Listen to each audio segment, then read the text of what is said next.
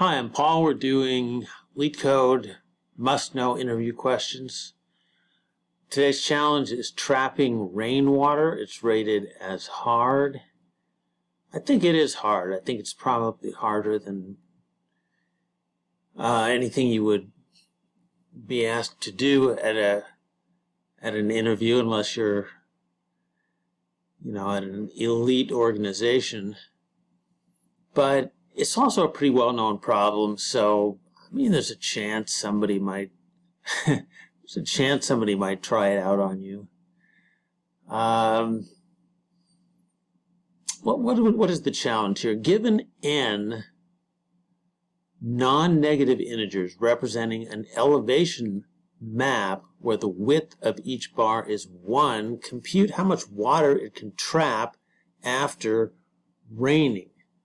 All right, so let's look at an example. Here is an input elevation map. The black squares represent the elevation, so you can see it goes 0, 1, 0, 2, 1, 0, etc. Output is 6. That's the total amount of water trapped. How many blue squares do we have? Those are water. 1.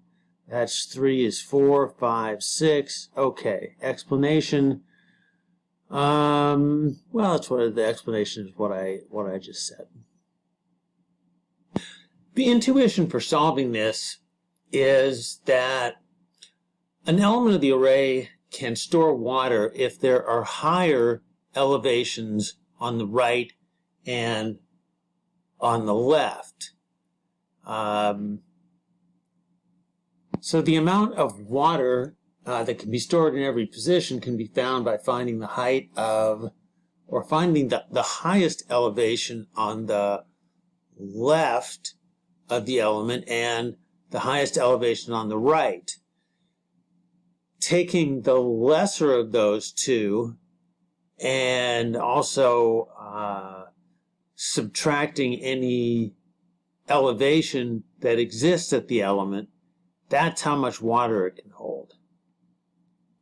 So look at an example here. Let me find one. All right, so here's our input. I'm going to underline a string of elements here, like right there. So that T-shaped block of water in the middle.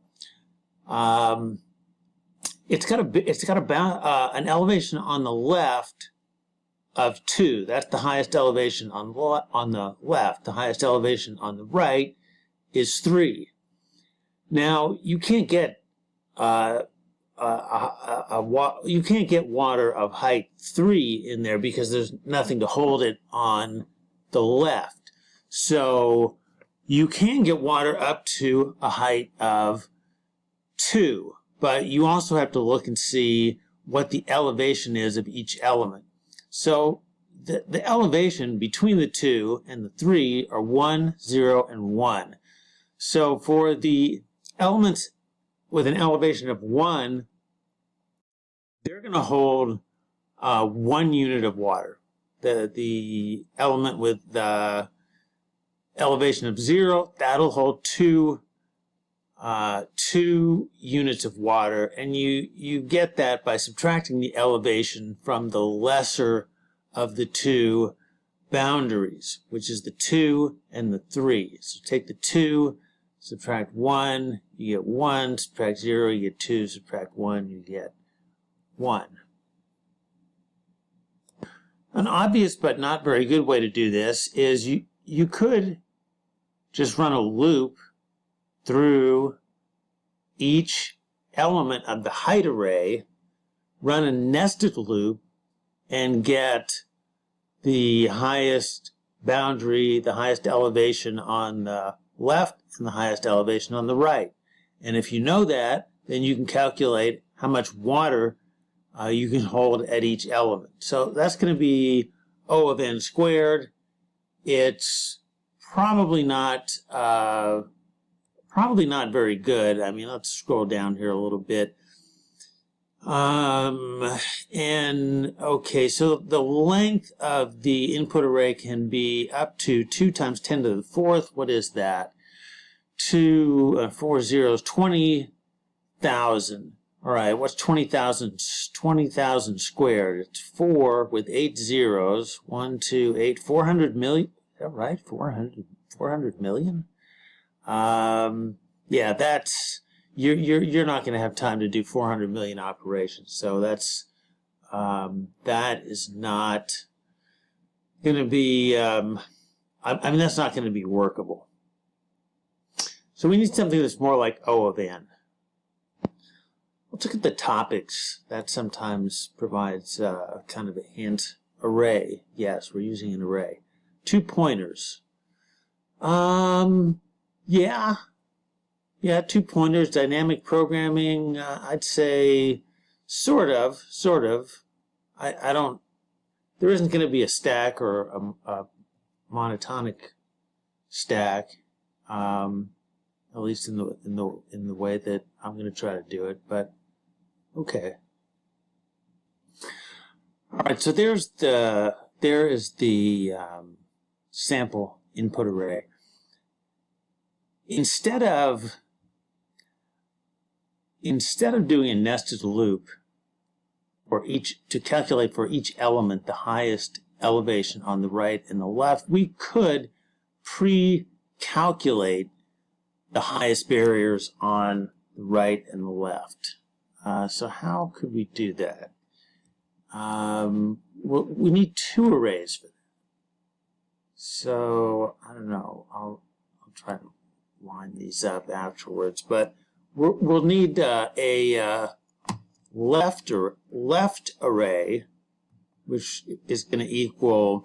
What we're going to do here is we're going to initialize it with the first element of the input array. All right, that's the highest boundary that we've seen so far, and we're going to propagate that through the array until we see a higher boundary. And again, once we see a higher boundary, we're going to continue to propagate it through the array. So the next element is 1, and that is higher. The next element is 0, so we'll stick with the 1. The next element is 2. All right, next element is 1, we stick with the 2, 0, stick with the 2, 1, stick with the 2. Now we've got a 3, and actually the 3 is going to be the maximum element for the rest of the array. Let me try to line that up. Right there. Oops, I forgot the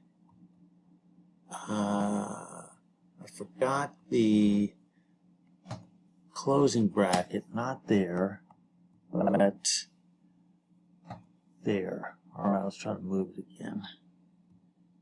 Line it up right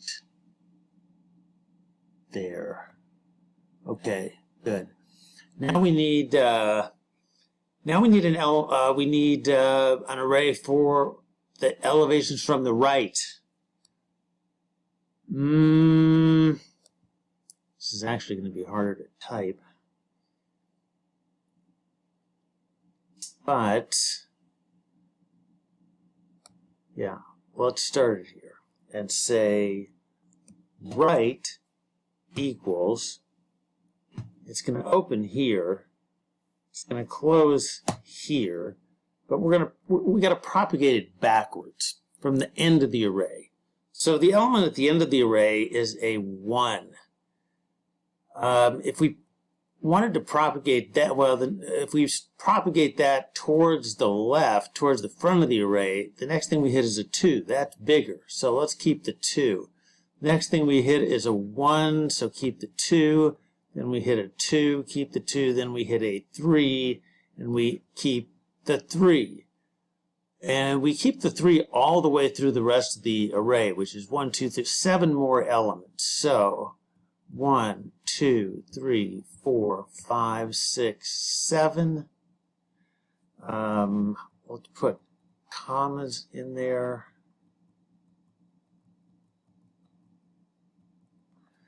And try to line that up.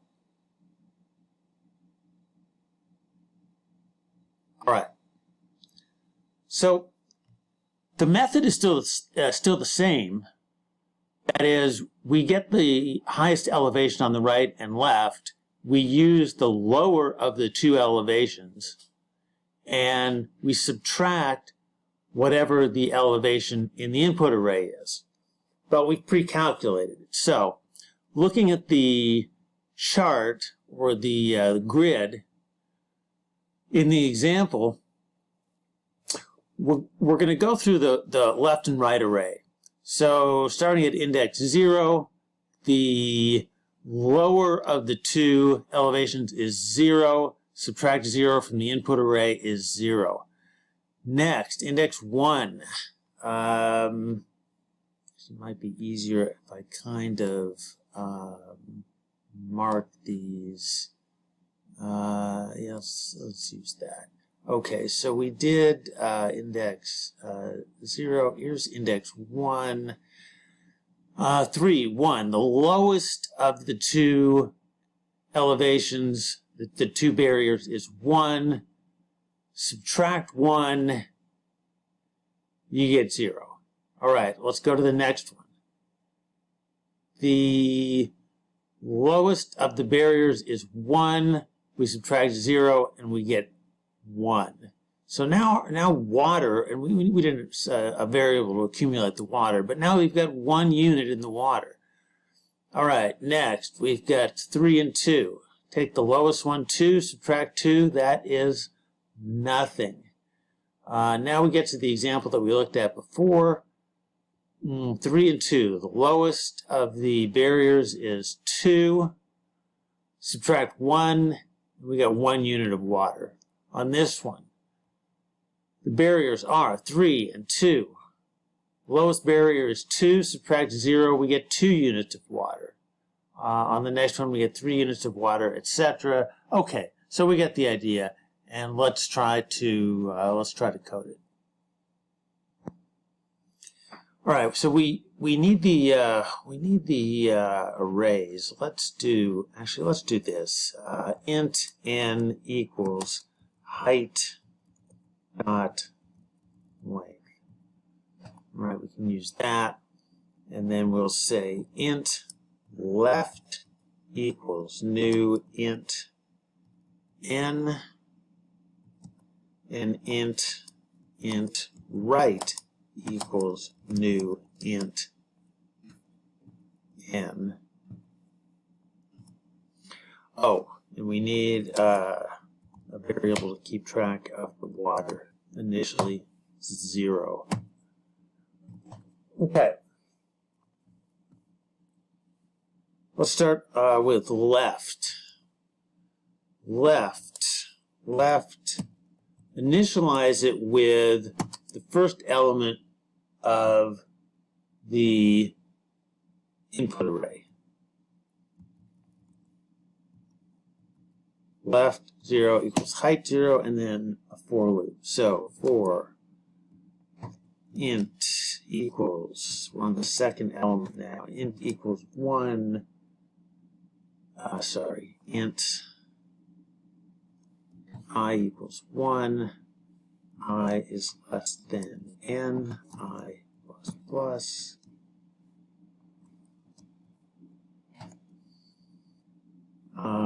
left at index I equals math dot max. It equals either the highest elevation that we already have or the new elevation if it's higher. So math max of left I minus 1 and height I. Okay.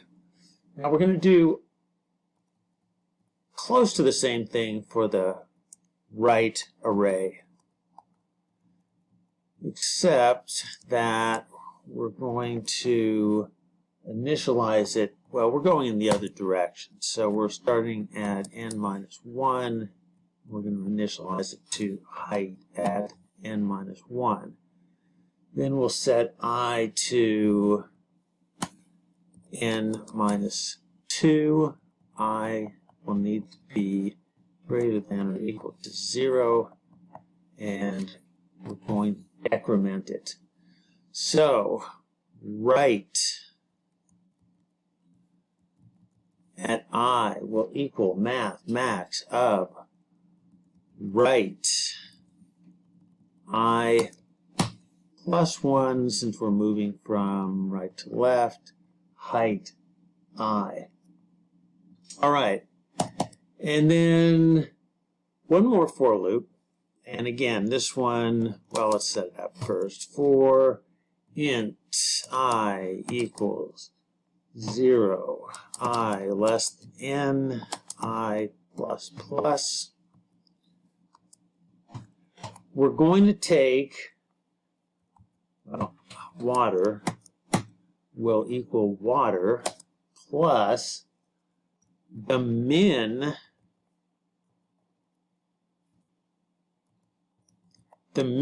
of the left and right elevations. So min of left I, right I, minus whatever the elevation is at height I. I think I'm running out of space here. Let's see if I can move that. I can move it a little bit. Yeah, height I. And, well, actually, I think that's it. At that point, we can just return whatever is in water. So,